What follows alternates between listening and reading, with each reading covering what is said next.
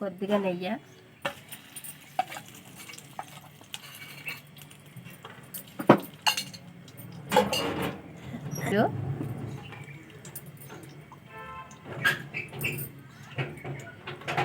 అండి ఉల్లిపాయ, పచ్చిమిరపకాయలు,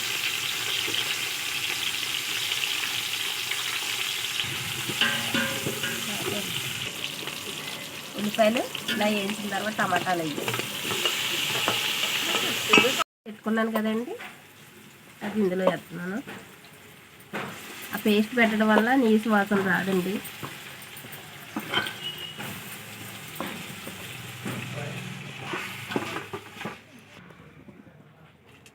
బిర్యానీ మసాలా వేస్తున్నానండి.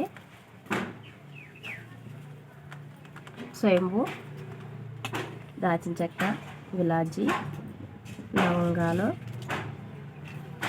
పువ్వు, జాపత్రి,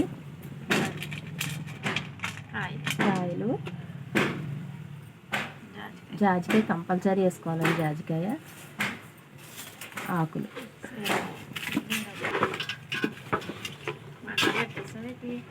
చెరలో రేలండి, వెల్లుల్లి పేస్ట్ అండి,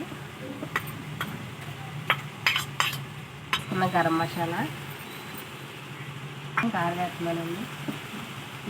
నీసు కదండి, కారం వేసుకోవాలి. పసుపు,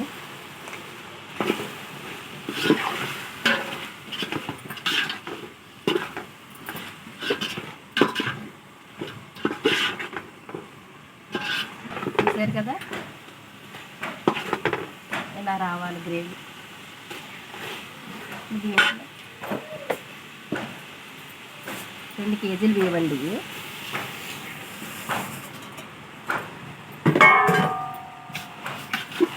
ఇది ఇలా పడటం వల్ల బిర్యానీ క్రిస్పీగా అవుతుందండి. నూనెలో ఎప్పుడు బిర్యానీ ఇలాగా ఫ్రై చేసుకుని నీళ్ళు పోసుకోవాలి.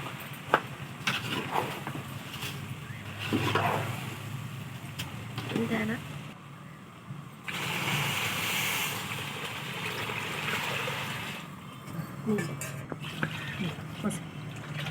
కళ్ళుప్పు వేసుకుంటున్నానండి.